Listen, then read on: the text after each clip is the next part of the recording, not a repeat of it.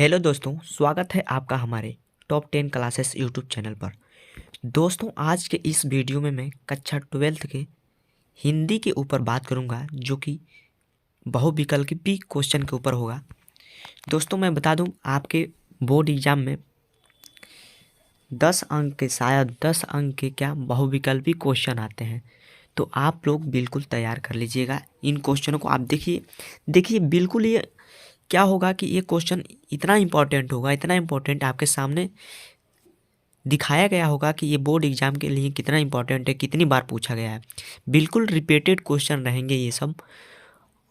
मैं आपसे एक प्रार्थना करना चाहूँगा भाई, अगर जिसको विश्वास नहीं है ना कि ये क्वेश्चन नहीं पूछाए जाएंगे, तो भाई ये वीडियो ही मत देखें। ठीक, ये वीडियो ही मत देखें, आप चले जाइए। अगर विश्वास है तो आप देखिए, मात्र 11 क्वेश्चन आपको दिए जाएंगे हर एक वीडियो में, और आपको इन्हीं क्वेश्चनों को ध्यान से देखना है। रटना उठना कुछ नहीं है, आपको ध्यान से देखना है और समझना है। रटने के चक्कर में बिल्कुल नहीं पड़ना है भाई। अगर रटने वाले होंगे तो भी चले जाएंगे, आप वीडियो मत देखिएगा, ठीक है। बाकी यदि वीडियो पसंद आए, अगर पसंद आए तब हमारे चैनल को सब्सक्राइब कीजिएगा और लाइक कीजिएगा, ठीक। अन्यथा मत कीजिएगा, चले जाइएगा, ठीक है। तो चलिए चलते हैं। आज के सामने पहला क्वेश्चन आपके सामने, बहुत इंपॉर्टेंट क्वेश्चन आपके सामने मैं दिखा दूं एक बार, कि आप देखिए कितने बार ये पूछा गया है।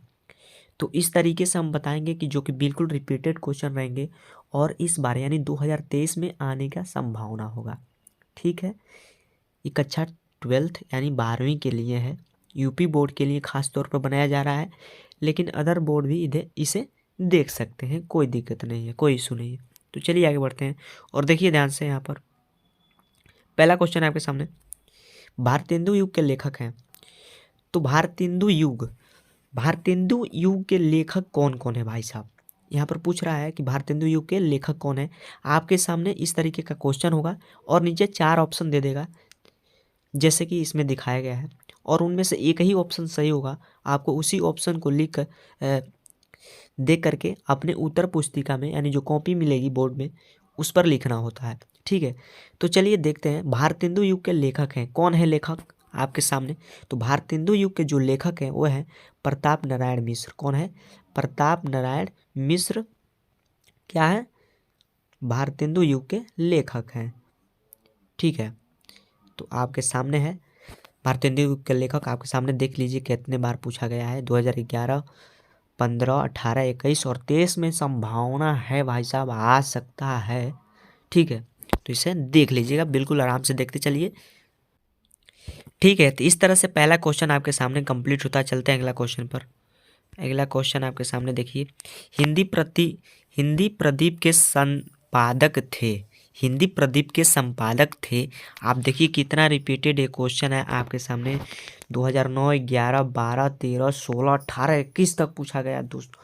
ये तो आप बिल्कुल ही इसको आप ध्यान से, एकदम मन से तैयार कर लीजिएगा। ये 100% ये आएगा, ठीक है। इसे आप लोग ध्यान से देख लीजिएगा। हिंदी प्रदीप के संपादक थे, कौन थे? वो थे बालकृष्ण भट्ट। कौन थे? बालकृष्ण भट्ट थे हिंदी प्रदीप के संपादक, ठीक है। ये वाला ऑप्शन सही होगा, बालकृष्ण भट्ट, बी वाला, ठीक है। चलिए अगले क्वेश्चन पे चलते हैं। अगला क्वेश्चन है आपके सामने, चंद्रकांता संतति रचना है, किसकी रचना है भाई? चंद्रकांता संतति किसकी रचना है? आप देखिए 2016, 18, 21 में पूछा गया है। आप इस पर ध्यान दीजिए, जो ज़्यादा पूछा गया है हम वैसे अलग अलग नहीं बताएंगे, जो कि एकदम आने वाला होगा वो बता रहे हैं। तो आप लोग ध्यानपूर्वक इसे देखिएगा। तो यहाँ पर देखिए, चंद्रकांता संतति रचना है, किसकी रचना है? तो वह है द्विवेदी युग की। कब की है? द्विवेदी युग की। किस युग की है? द्विवेदी युग की। यहाँ पर पूछा चंद्रकांता संतति रचना है, तो वो है द्विवेदी युग की रचना है, ठीक है। चलिए अगले क्वेश्चन पर चलते हैं। अगला क्वेश्चन है आपके सामने, रणधीर और प्रेम मोहिनी किस विधा की रचना है? कौन? रणधीर और प्रेम मोहिनी किस विधा की रचना है? आपको विधा बतानी है। 2020 और 21 में पूछा गया है, तो निश्चित रूप से ये भी पूछा जाना चाहिए, आप ध्यान से देखिएगा। तो जो है रणधीर और मोहिनी, प्रेम मोहिनी, रणधीर और प्रेम मोहिनी किस विधा की रचना है? तो वह है नाटक। क्या है? नाटक है। रणधीर और प्रेम मोहिनी क्या है? नाटक है। कौन सी रचना है? नाटक है। ठीक है, तो इस तरीके से ये भी क्वेश्चन कंप्लीट होता है। चलते हैं अगले क्वेश्चन पर। अगला क्वेश्चन है आपके सामने, हमीर हठ किस प्रकार की रचना है? क्या? हमीर हठ किस प्रकार की रचना है? तो वह है इतिहास। क्या है? इतिहास है हमीर हठ। ठीक, वो रचना है एक इतिहास है। यहाँ पर देखिए 2018-21 में पूछा गया है। तो काफ़ी रिपीटेड क्वेश्चन मैं बताऊंगा जिस जो बोर्ड एग्जाम के लिए बहुत इंपॉर्टेंट है। चलिए अगले क्वेश्चन पर चलते हैं। ब्राह्मण पत्रिका के संपादक थे, कौन थे? आपको ये बताना है। ब्राह्मण पत्रिका के संपादक थे। यहाँ पर देखिए 2012, 14, 17, 20 तक पूछा गया है। काफ़ी रिपीटेड क्वेश्चन है, आने का 100% चांस है, तो आप तैयार कर लीजिएगा। तो ब्राह्मण पत्रिका के जो संपादक थे वो थे प्रताप नारायण मिश्र। कौन थे? प्रताप नारायण मिश्र। बी ऑप्शन आपका सही होगा। चलिए अगले क्वेश्चन पर चलते हैं।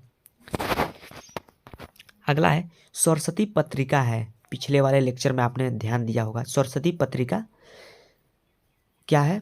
सरस्वती पत्रिका है किस युग की है? आपको ये बताना है। तो वो है सरस्वती पत्रिका द्विवेदी युग की। क्या है? द्विवेदी युग की सरस्वती पत्रिका है। ठीक, जो कि श्याम सुंदर दास द्वारा रचित है। क्या?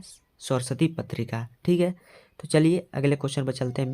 सी वाला ऑप्शन आपका सही होगा। सरस्वती पत्रिका है द्विवेदी युग की। ठीक, चलिए अगले क्वेश्चन पर चलते हैं। अगला क्वेश्चन है आपके सामने, क्वेश्चन नंबर 8। वो है भारतेंदु युग के लेखक हैं। कौन है लेखक? भारतेंदु युग के लेखक हैं 2020 से 21 तक पूछा गया है। आपके सामने देखिए, तो भारतेंदु युग के लेखक हैं बालकृष्ण भट्ट। कौन है? बालकृष्ण भट्ट। ये वाला ऑप्शन सही होगा। ठीक है, तो आप काफ़ी इंपॉर्टेंट है, तैयार कर लीजिएगा। ठीक, चलिए अगले क्वेश्चन पे चलते हैं। अगला क्वेश्चन है भारतेंदु युग में किस पत्रिका का प्रकाशन हुआ? भारतेंदु युग में किस पत्रिका का प्रकाशन हुआ? यहाँ पर देखिए 2011, 18, 21 तक पूछा गया है। 2023 में बिल्कुल आ सकता है, आप ध्यान से देख लीजिएगा। तो वो था, देखिए भारतेंदु युग में किस पत्रिका का प्रकाशन हुआ? तो है कवि वचन सुधा। कौन सा है? कवि वचन सुधा। यही वो पत्रिका है जिसका प्रकाशन भारतेंदु युग में हुआ, कवि वचन सुधा। ठीक है, चलिए अगले क्वेश्चन पर चलते हैं। अगला क्वेश्चन आपके सामने 10वां क्वेश्चन, कौन सा वर्णनात्मक निबंध है? कौन सा वर्णनात्मक निबंध है? 2015, 16, 21 तक पूछा गया है। आपके सामने देखिए, तो वो है आचरण की सभ्यता। ये वाला ऑप्शन सही होगा। आचरण की सभ्यता जो है वो है वर्णनात्मक निबंध। किस प्रकार की रचना है? वर्णनात्मक निबंध।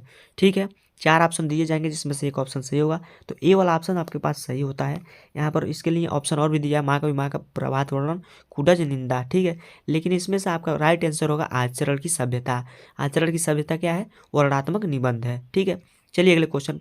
अगला क्वेश्चन आपके लिए हम छोड़ते हैं, आप इसका आंसर कमेंट सेक्शन में दीजिएगा, जिसका सही होगा उसका देखा जाएगा। ठीक है, काशी नागरी प्रचारित सभा की स्थापना की गई थी। कब की थी? काशी नागरी प्रचारित सभा की स्थापना की थी, कौन किए थे? ये आपको हमारे कमेंट सेक्शन में बताना है। काफ़ी रिपीटेड क्वेश्चन है आपके सामने, 2009, 12, 13, 17 तक पूछा गया है।